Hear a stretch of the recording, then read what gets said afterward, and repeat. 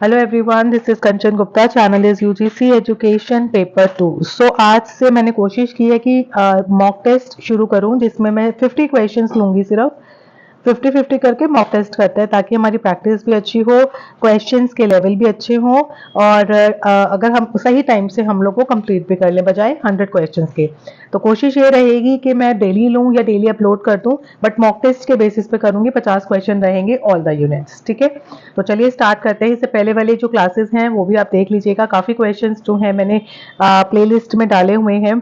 तो जितने क्वेश्चंस आप प्रैक्टिस करेंगे, because this is the best time to practice the question. और ये जो क्वेश्चंस रहेंगे ये कोई भी स्टेट एग्जाम के जो पेपर्स हैं, जैसे आप अगर वेस्ट बंगाल से हैं, अगर आप यूजीसी नेट दे रहे हैं, या और कोई भी आप अभी शायद रिसेंटली झारखंड का पेपर आने वाला है, यूपी है, इन सब में से कोई भी आप स्टेट से बिलोंग करते हैं, ये आपके लिए जो है लेक्चर होने वाला है, क्योंकि इसमें जो क्वेश्चंस हैं वो आपके सिलेबस से भी जो है जुड़े हुए हैं। तो चलिए स्टार्ट करते हैं।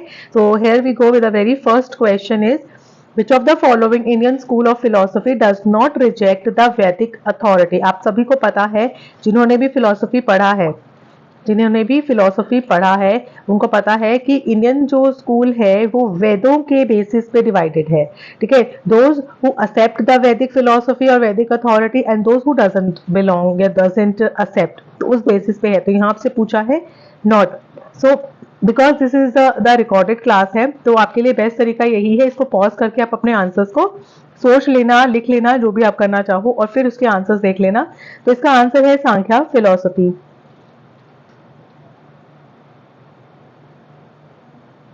हु डज नॉट रिजेक्ट बोला गया है क्योंकि सांख्य फिलोसफी वैदिक जो अथॉरिटी है उस पर बिलीव करती है। जो नहीं करती है वो हमारे बुद्धिज्म, जैनिज्म और चरवाक फिलोसफी है, राइट। नेक्स्ट करते हैं, which of the following does not belong to the concept of social movement. जो सोशल मूवमेंट का कॉन्सेप्ट था उसमें डज नॉट बिलोंग। तो रिलेटिव डिप्रीवेशन है, रिसोर्स मोबिलाइजेशन थ्योरी है, पॉलिटिकल प्रोसेस थ्योरी है, या नॉर्मेटिव थ्योरी है। आंसर ये क्या रहेगा यहाँ पे? नॉर्मेटिव, क्योंकि जो नॉर्मेटिव थ्योरी है वो बेसिकली आपके थ्योरी ऑफ सोशल चेंज से बिलोंग करती है। जब हम ये कहती है कि जो सोशल मूवमेंट है can be use to promote positive social change, की अगर सोशल मूवमेंट आएगा उसके बारे में ये आर्ग्यूमेंट करती है। Normative theory does not explain, वो एक्सप्लेन नहीं करती कि सोशल मूवमेंट जो है या उसका डेवलपमेंट कैसे होगा, इन सब के बारे में नहीं बताती है। तो हम इसलिए इसको इसमें डालते हैं कि डज नॉट बिलोंग। नेक्स्ट देखते हैं, तो आपको बुद्ध फिलोसफी से रिलेटेड है, उसके अंदर आपको बताना है जो सफरिंग्स दी गई थी, 12 सफरिंग्स, उसमें से 4th नंबर पे, 8th नंबर पे और 12th नंबर पे कौन सी सफरिंग्स आती है। वो पॉज करके सोच लीजिएगा, क्योंकि मैंने आपको पहले भी बताया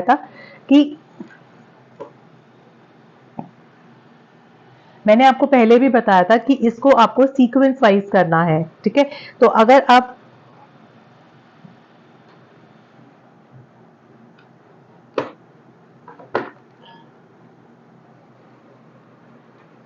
यहाँ देखो, सीक्वेंस में सबसे पहले नंबर पे आता है आपका ignorance.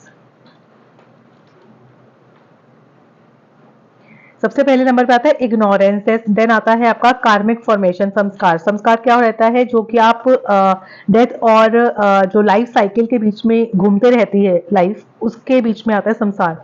Consciousness, name and form, six sense. तो हमें बताना था 4th, 8th और 12th नंबर पे कौन सा है। तो 4th नंबर पे नेम एंड फॉर्म आता है, यानी कि ठीक है, जिसमें हम बॉडी और जो है उसके बारे में बात करते हैं, कॉम्बिनेशंस के। फिर आता है आपका 8th नंबर पे क्रेविंग है, ठीक है, क्रेविंग है। एंड देन उसके बाद 12th नंबर पे आता है सफरिंग्स, जो अब एजिंग के बाद। So refers to the pain and dissatisfaction. तो यहाँ आपको पूरा मैंने लिख के दिया हुआ है कि जो 4th लिंक है वो आपकी फिजिकल बॉडी या माइंड, जो आपका बना है फॉर्म क्या है ना। And the body mind organism is the result of the combination of ignorance and संस्कार। जो आपका 8th नंबर पे आता है क्रेविंग, 8th नंबर पे आता है क्रेविंग, उसमें आपका आता है कि जो क्रेविंग रहेगी is the result of contact. जैसे जैसे आप गो थ्रू विद, अगर आपको जैसे आप किसी अच्छी गाड़ी को देखते हैं तो आपको क्रेविंग क्या रहेगी उसको लेने की, यू विल बी इम्पेशेंट, ठीक है। 12th पे आता है आपका एजिंग एंड डेथ वाला, उसमें आता है सफरिंग जो है इज द रिजल्ट ऑफ उपादान या भाव या जति, इस तरीके से, ठीक है। नेक्स्ट क्वेश्चन देखते हैं। Spinoza is identified with the idealist tradition because, अब स्पिनोजा की फिलोसफी थी जिसमें उन्होंने क्या कहा, he insisted upon the famous Cartesian,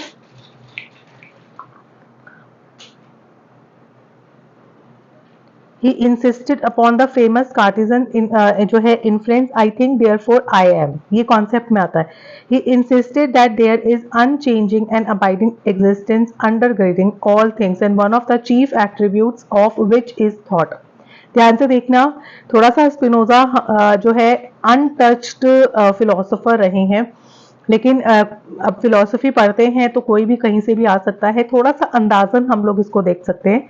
तो इसका अगर करेक्ट आंसर है तो वो सेकंड वन है, जिसमें हम बात करते हैं कि ही इंसिस्टेड, उन्होंने इंसिस्ट किया, देयर इज अनचेंजिंग एग्जिस्टेंस रहेगी सभी चीजों की जिसमें हम बदलाव नहीं ला सकते हैं, ठीक है। नेक्स्ट देखते हैं।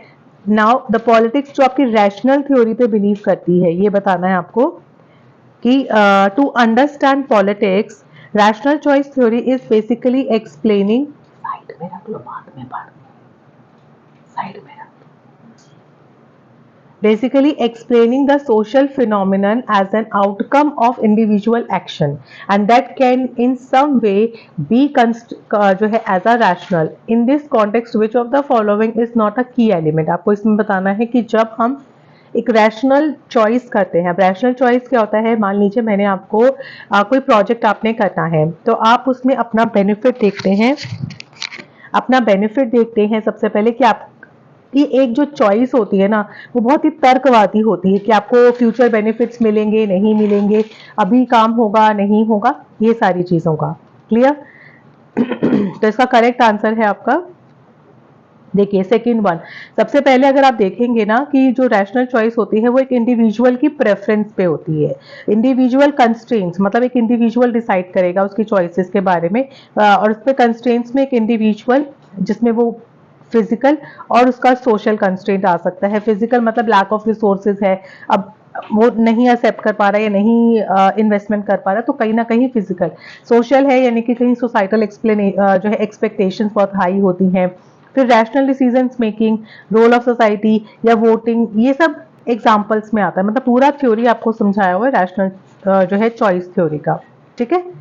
नेक्स्ट अगर आप देखते हैं तो before starting a school for slum dwellers the government is required to conduct, government क्या करेगी, cost effective analysis, cost benefit analysis, zero cost analysis, budget analysis, ठीक है, before starting a school for slum dwellers. जब हमें अब slum dwellers हैं उनके लिए स्कूल स्टार्ट करना है तो गवर्नमेंट क्या देखती है, गवर्नमेंट उसमें प्रॉफिट नहीं देखती है, बेनिफिट देखती है, इफेक्टिवनेस देखती है कि कितना, बेनिफिट नहीं देखती है सॉरी, उसमें इफेक्टिवनेस देखती है कि जो स्लम ड्वेलर्स हैं उनको बेनिफिट मिलना चाहिए, ठीक है। Now, which among the following is not a source of the direct monetary cost for acquiring education? Right? Not a source of, तो डायरेक्ट यहाँ पे बोला गया है तो आंसर इज क्या रहेगा आपका, फॉरगॉन अपॉर्चुनिटीज। मतलब जैसे अगर आप देखेंगे ट्यूशन फीस है, बुक परचेज है, ये डायरेक्ट आपके मॉनेटरी टर्म्स में अफेक्ट करती है, बट फॉरगॉन अपॉर्चुनिटी जो है वो आपका मॉनेटरी टर्म से नहीं है। The vision of National Knowledge Commission (NKC) was to, right, examine the existing system of secondary education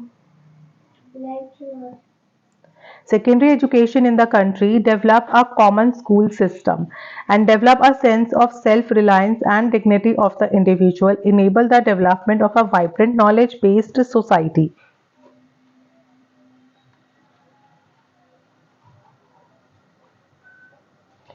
क्या विजन है उसका, नेशनल नॉलेज कमीशन किस विजन पे काम करती है, दैट वुड बी और इनेबल द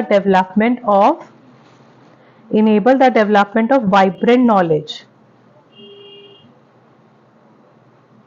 इंपेरिकल का क्या मतलब होता है, रिसर्च क्वेश्चंस, डेटा, हाइपोथेसिस या कंट्रोलिंग वेरिएबल्स। क्या होता है इंपेरिकल का मतलब, सो यहाँ देखेंगे तो होता है इज बेस्ड ऑन डेटा, कि ओरिजिनेटिंग इन और बेस्ड ऑन दी ऑब्जर्वेशन, कि जो आप चीजें ऑब्जर्व कर रहे हो जिस data.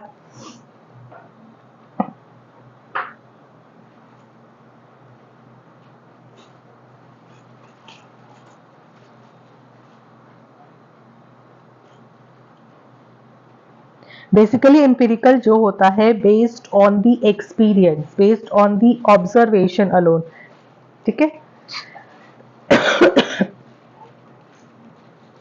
Early childhood experiences are critical specially for emotional, social, cognitive development and influenced by the thoughts.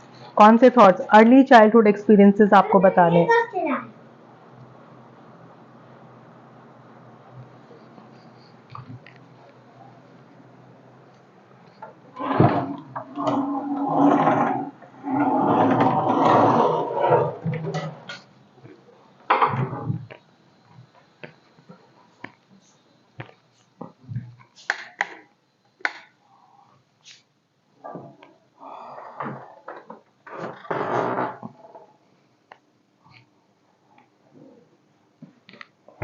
Early childhood experiences are critical especially for emotional cognitive। so यहाँ पे देखो आंसर आता है आपका 3 यानी कि फ्लूइड। अब फ्लूइड के बारे में कंप्लीट यहाँ पे आपको बताया गया है कि इंपॉर्टेंस ऑफ अर्ली चाइल्डहुड है या फिक्सेशन है कि if a child does not successfully resolve the conflict of a given stage, so they may be become fixated on this stage and leading to unhealthy personality। ठीक है, criticism, ये सब praise ideas उनके काफी मैंने छोटे छोटे जो है इस वाली स्लाइड में आपके लिए रखे थे। नेक्स्ट देखते हैं, who gave the theory of psycho social. Simple है, साइको सोशल की थ्योरी किसने दी? एरिक्सन ने, और ये उनकी थ्योरी है पूरी, जिसमें उन्होंने जो है एज वाइज जो है जैसे इन्फेंसी, अर्ली चाइल्डहुड, जब भी आप एरिक्सन की थ्योरी करेंगे द मोस्ट इंपॉर्टेंट जो इसका पार्ट है that is, just a moment, जो है एक तो infancy, early childhood, in play age. Play age 3 से 6 साल की बच्चों की होती है जिसमें वो प्ले करते हैं, वो हर चीज में इनिशिएटिव लेते हैं। अगर वो पूरा सक्सेसफुल हो जाते हैं, अगर आपने देखा होगा 3 से 6 साल के बच्चे तोड़ा तारी में बहुत होते हैं, टॉय लिया तोड़ा, अगर वो उसमें सक्सेसफुल हो गए तो बड़ा कॉन्फिडेंस फील करते हैं, वरना गिल्ट हो जाता है कि हम तो कुछ कर नहीं सकते। फिर उसकी स्कूल एज आती है, एडोलेसेंस है, अर्ली एडल्टहुड है, एडल्टहुड। तो ये आपको एज के वाइज प्लस नेम और एज, किस एज से किस एज तक का है ये सब करना है, प्लस ट्रस्ट, मिसट्रस्ट, ऑटोनॉमी, ये सब भी करना है। क्वेश्चन कुछ भी उठ के आ सकता है तो उसमें हमें रेडी रहना है। सो एरिक्सन की थ्योरी थी। नेक्स्ट देखो, for mastery goal orientation which one of the following is considered as a standard used under avoidance focus? So perfectionists do not make mistakes, self improvement, winning the competition and be the slowest। तो जब हमें mastery की तरफ जाना है ना,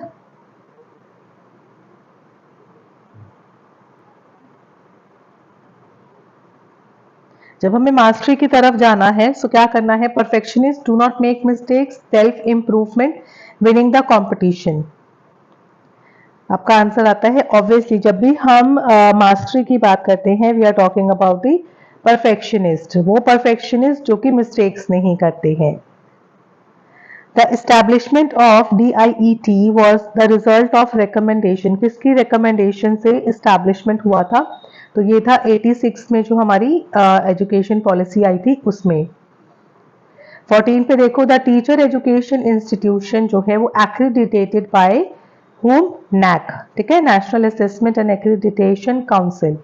next अगर देखते हैं, एज पर द NEP 2020 जो कॉन्टिन्यूस प्रोफेशनल डेवलपमेंट जो था स्कूल टीचर्स के लिए वो कितने घंटे का रखा गया था? वो था 50 घंटे का। ठीक है, इसका आंसर बनता है आपका 2। वी ऑल नो इसमें एडिशनल बेनिफिट्स क्या मिलेंगे?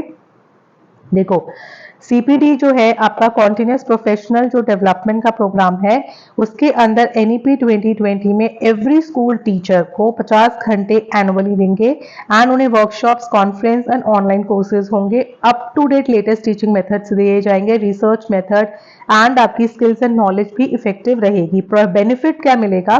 सबसे पहला जो टीचर्स होंगी वो करंट मेथड और रिसर्च जान पाएंगी, देन उसके बाद improve the skills and knowledge होगा, enhance the classroom effective effectiveness होगा and increase motivation and engagement होगा।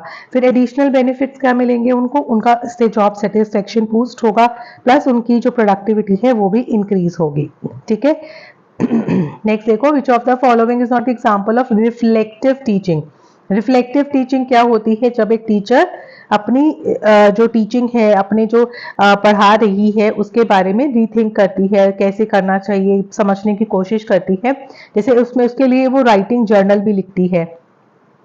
एक टीचर गैदरिंग फीडबैक, बच्चों से पूछती है कि क्या आपको समझ में आया, अगर बच्चे अच्छा रिस्पॉन्स करें दैट मीन्स कि यस आपकी क्लास अच्छी रही है और आपने अच्छी कंटेंट प्रोवाइड किया है। रिकॉर्ड करके भी आप देख सकते हैं कि आपने कैसे परफॉर्म किया है, but reading text book is not included here, कि आप टेक्स्ट बुक पढ़ रहे हैं तो this is not the way to reflective teaching. What is book का नाम है फाउंडेशन ऑफ एजुकेशन, जो 1926 में लिखी गई थी, उसी से आप पता लगा सकते हैं नन अदर देन किलपैट्रिक होंगे। ये अमेरिकन एजुकेटर थे, फिलोसोफर थे, and he had worked on the progressive education. उन्होंने बुक लिखी थी 1926 में and considered one of the most influential work समझा जाता है। Now, question number 18 कि which of the following is not a source for curriculum design, कि जब हम करिकुलम डिजाइन करते हैं उस टाइम पे सोर्स नहीं है तो that would be your economy, है ना। करिकुलम जब भी डिजाइन करते हैं तो हम साइंस यानी कि स्टेप्स देखते हैं, लॉजिकल थिंक करते हैं, सोसाइटी के बारे में भी सोचते हैं कि भाई सोसाइटी को क्या बेनिफिट मिलेगा, बच्चों को क्या बेनिफिट मिलेगा, नॉलेज का क्या सोर्स होना चाहिए, but economy is the curriculum design में नहीं रहता है। ठीक है, technical scientific curriculum developers focused on, अब यहाँ पे आपको पूछा है टेक्निकल साइंटिफिक, उनका कहाँ फोकस होता है, तो they are focus on the universal. Now which of the following is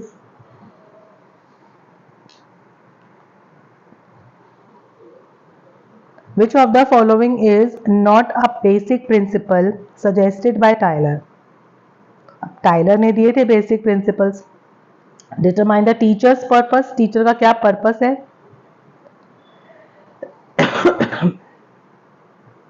पहले ही वाला है ना। बाकी तो देखो यहाँ पे आपसे जो है एजुकेशनल एक्सपीरियंस के बारे में बोला गया है, या हाउ एक्सपीरियंसेस आर ऑर्गेनाइज्ड बोला गया है, इवैल्यूएट द पर्पस बोला गया है।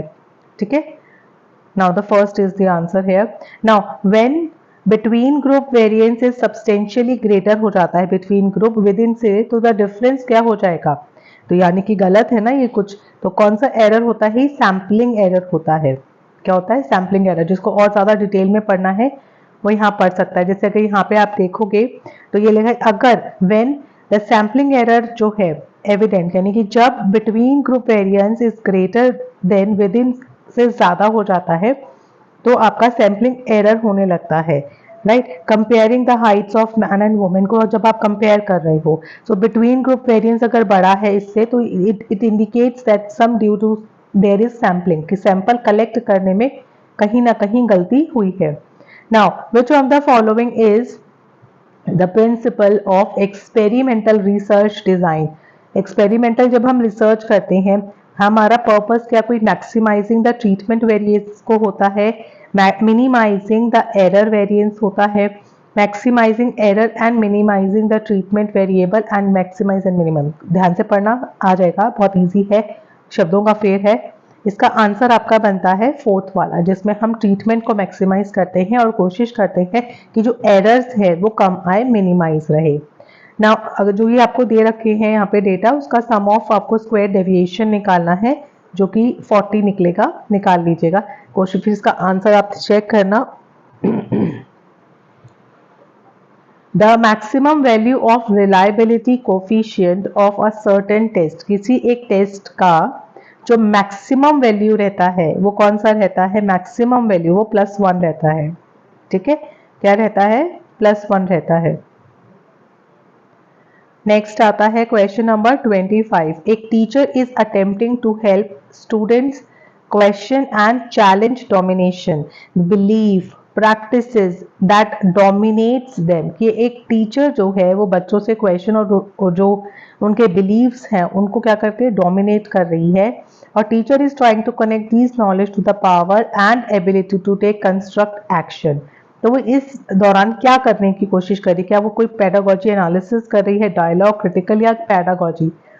तो she is trying to do some critical pedagogy because she is trying to, देखोगे यहाँ पे कीवर्ड चेक करोगे ना, तो शी जो है she is trying to question and challenge कर रही है, यानी कि वो क्रिटिकली एनालिसिस करना चाह रही है। Now which one of the following code आपको बताना है जिसमें डायरेक्शन, कमांड्स और ऑर्डर हो, to which people is expected to comply. जो फ्लैंडर्स का हमने इंटरेक्शन एनालिसिस जो है, इंटरेक्शन कैटेगरीज हम पढ़ते हैं, उसके अंदर जो डायरेक्शंस है, कमांड्स है, वो कौन सी कैटेगरी में आता है, तो that came into fourth category, sorry that came into sixth one, जिसमें डायरेक्शन की बात हो रही है। अगर आप देखोगे तो डायरेक्शन की बात हो रही है। 27 में देखेंगे कि if a teacher gives scores, अगर एक टीचर करेक्ट रिस्पॉन्स पे स्कोर दे रही है इन अ क्लास टेस्ट में और एनलिस्ट द टोटल मार्क्स लगा रही है, जब भी वो आपका स्कोर देने वाला काम होता है ना, स्कोरिंग का काम होता है, तो वो क्या होता है, if a teacher gives scores to the correct responses in a class test and enlist कर रही है टोटल मार्क्स, तो वो इवेल्युएशन होता है। Which among the following is a purpose of a display portfolio? You have to tell the display portfolio. किस लिए होता है? To diagnose the difficulty area of learners, to demonstrate the highest level of the achievement attained by the learners, to document the students learning of a specific outcome, to demonstrate the mastery of learners in any area, curriculum area. तो यहाँ आपका जो display वाला होता है वो mostly आपकी जो लर्नर ने highest level of achievement achieve किया है उसको डिमॉन्स्ट्रेट किया जाता है। यहाँ पे डायग्नोस का सिस्टम नहीं है फर्स्ट ऑप्शन में, जो आपको डायग्नोस दिया गया है कि किस चीज़ का डायग्नोस नहीं, डॉक्यूमेंट लर्निंग या demonstrate the mastery any curriculum area नहीं भाई, डिस्प्ले है तो बाय लर्नर के द्वारा। नाउ विच जो है स्कूल मैनेजमेंट जो टूल आपको बताना है, जो स्कूल मैनेजमेंट होता है स्पेशली यूज्ड बाय द केवी केंद्रीय विद्यालय, तो उसके अंदर आपका शाला सिद्धि है, शाला दर्पण, निष्ठा या व्यास, कौन सा वाला मैनेजमेंट टूल है, दैट इज द शाला दर्पण।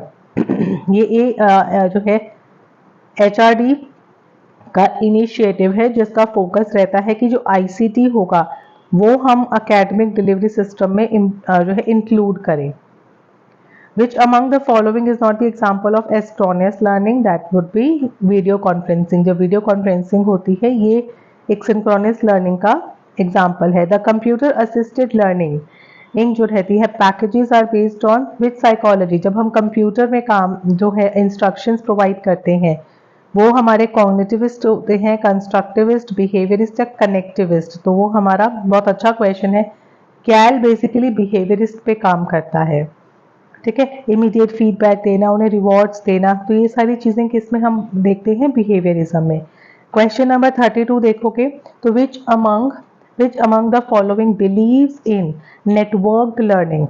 जो आपकी नेटवर्क्ड, मैंने ये पहले भी क्वेश्चन कराया था आपको, जब नेटवर्क्ड लर्निंग की बात आती है दैट इज द कनेक्टिविज्म, कि हम किस तरीके से कनेक्ट करते हैं नेटवर्क टू नेटवर्क।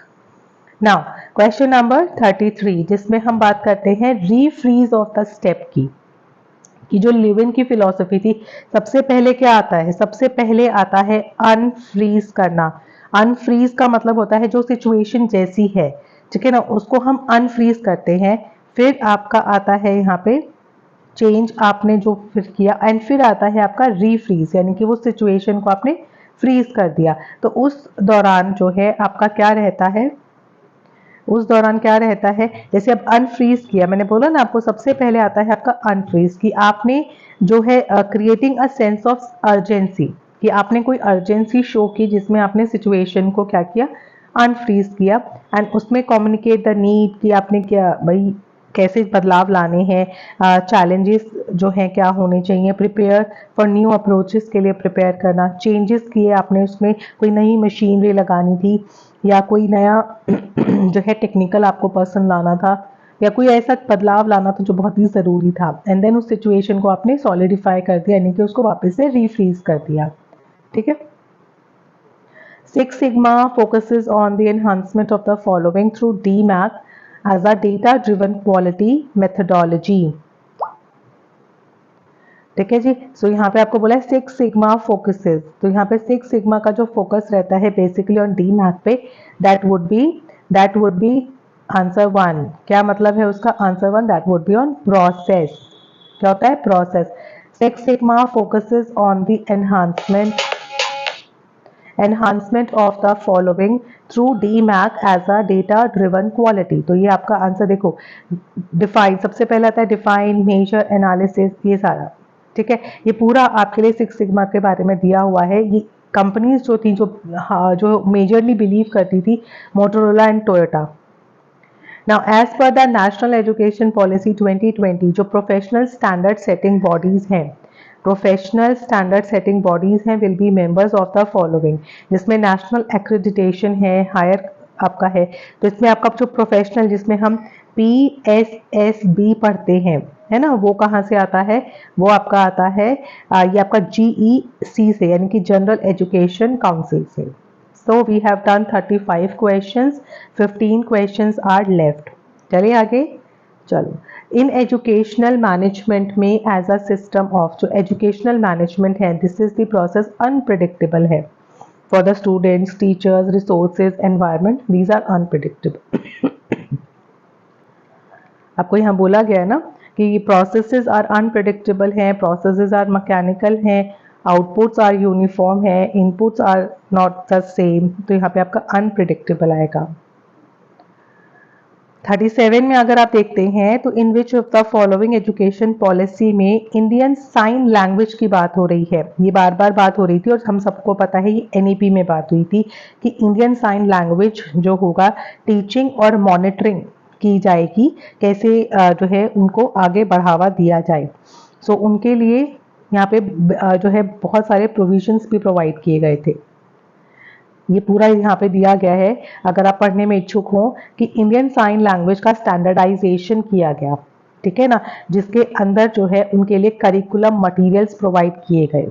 ठीक है, उसके बाद लोकल साइन जो लैंग्वेज होती है, local sign language will be respected की जाएगी and taught where it is possible, और समझाया पढ़ाया भी जाएगा। बेनिफिट्स क्या होंगे? इससे जो है ज़्यादा से ज़्यादा बच्चे फिर पढ़ पाएंगे, कम्युनिकेशन अच्छा कर पाएंगे, ज़्यादा से ज़्यादा पार्टिसिपेशन मिलेगा, और सेल्फ जो स्टीम है वो भी इम्प्रूव होगी। इंक्लूसिव एजुकेशन क्या है? वीडियो पॉज करके आंसर देखना। Answer is celebrating the diversity in the classroom. Now which of the following statement is not correct in the reference of assistive technology? Assistive technology के लिए जो नहीं है, it leads to the greater autonomy, aids to the sustaining self motivation, promote inclusion at home and helps in attaining increase dependence. ठीक है, तो इसमें assistive technology के रिगार्डिंग जो पॉसिबल नहीं है, that will be the last one, जिसमें helps in attaining increased dependence. ठीक है, नेक्स्ट करते हैं। तो which among the following responsibilities of a teacher is related to the behaviour? Answer यहाँ शो हो गया, बट एक बार पढ़ लेते हैं। Related to the behaviour management of children with disabilities, that would be establishing the weekly time table, evaluate the students progress, plan करना positive shaping interventions and support for whole class, and review of IEP जो है regularly with the support staff, right. तो यहाँ देखोगे अगर आप answer, तो answer यहाँ पे 3 है कि हमें जो इंटरवेंशंस है उसको पॉजिटिवली शेप करना है, पूरी क्लास को सपोर्ट करना है। ठीक है, नेक्स्ट अगर देखते हैं, which of the following purpose have been served by the family? अब आपका फैमिली जो है एक सोशल इंस्टीट्यूशंस में कैसे योगदान देती है, वो आपको बताना है फैमिली के बारे में।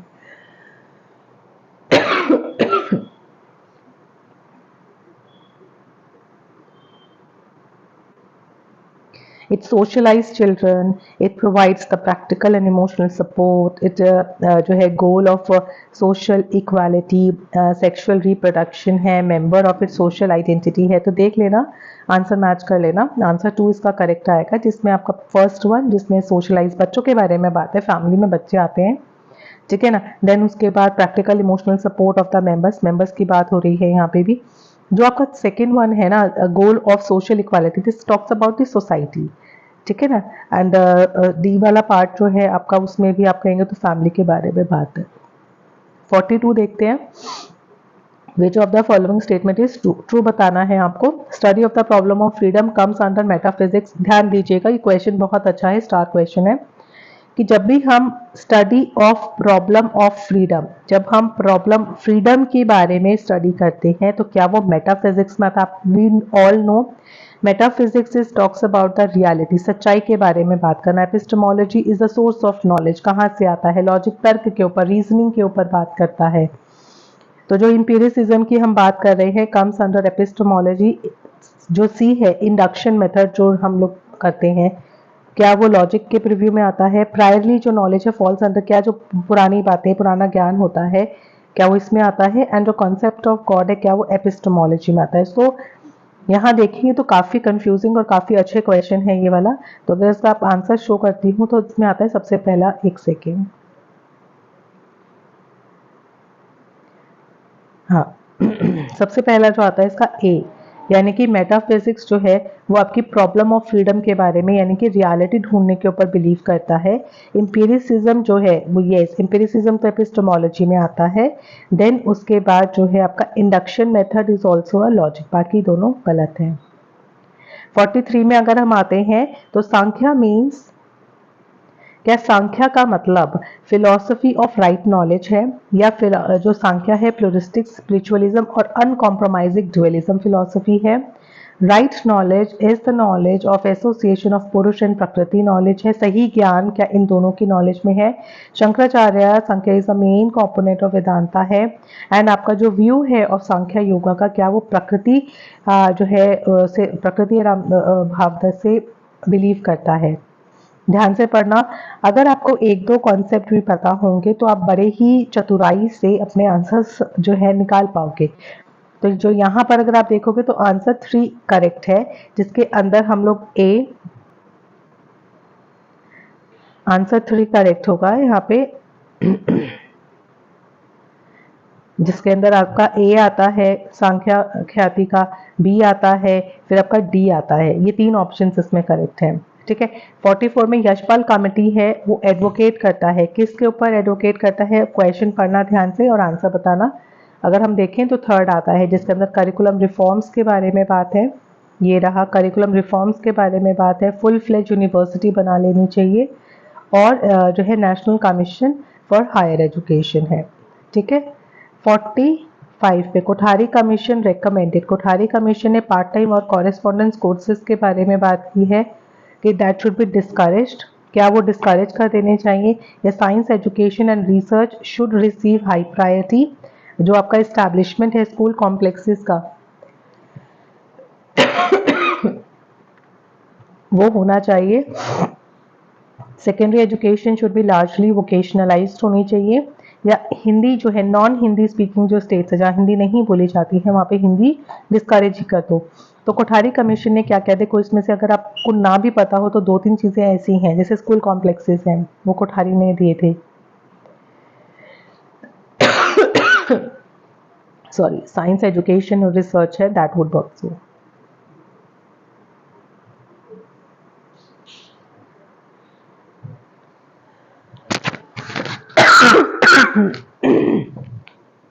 ठीक है।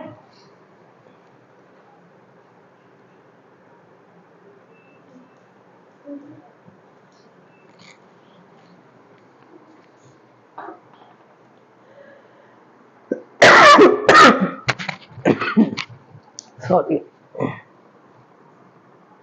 हाँ जी।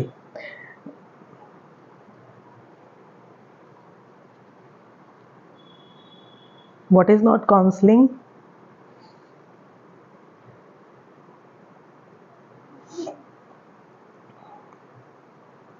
Creative people are at very high risk, जो क्रिएटिव होते हैं ना वो बहुत ही high risk.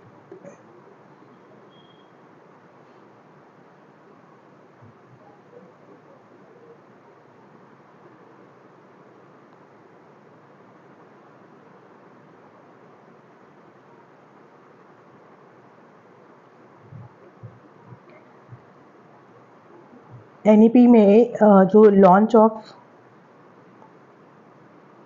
Centrally sponsored scheme है वो कौन सी थी? 3 थी जिसमें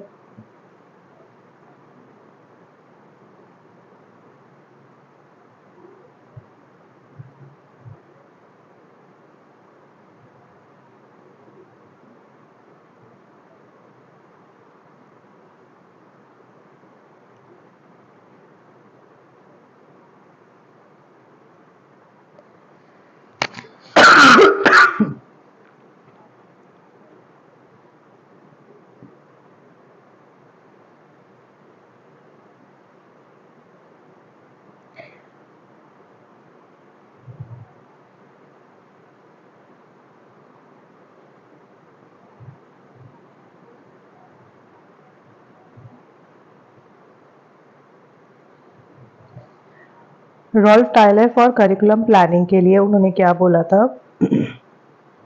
What educational goals are to be attained, what instructional material needed for attaining the goal, and how the methods and strategies are to be organized, and how will attainment of the goals to be evaluated. Everything, ठीक है ना? तो question ध्यान से देना, उनके 4 थे Rolf Tyler के। अगर हम बात करें तो देखो यहाँ पे मैं बताती हूँ, वैसे तो इसका सेकेंड आंसर है, लेकिन मैं 4 चीज़ें आपको बताना चाहती थी ताकि याद रहे, क्योंकि रॉल्फ टायलर के बारे में बहुत बारी क्वेश्चन आता है। तो सबसे पहले आता है उनका आइडेंटिफाई करना कि एजुकेशन के गोल्स क्या होंगे, फिर लर्निंग एक्सपीरियंस को सेलेक्ट करना, फिर उन्हीं लर्न एक्सपीरियंसेस को यहाँ पर ऑर्गेनाइज किया जाता है, एंड देन इवेलुएट करना कि क्या लर्निंग आउटकम आ रहा है। तो ये 4 चीज़ें हैं रॉल्फ टायलर की, और मोस्ट ऑफ द टाइम ये क्वेश्चन आता है। इवन कई बार 2 क्वेश्चन भी रिपीट हो जाते हैं, तो ध्यान दीजिएगा। Thank you so much. Mock 2 भी जल्दी आ जाएगा। मॉक 1 है, इसको भर भर के देखिएगा, फ्रेंड्स के साथ भी शेयर कीजिएगा। अब जो भी क्वेश्चंस मैं लेके आऊँगी वो 50 नंबर्स, मतलब 50 मार्क्स के लिख लो, या 50 क्वेश्चंस रहेंगे और मॉक टेस्ट की फॉर्म में रहेंगे। So good luck, bye bye, take care.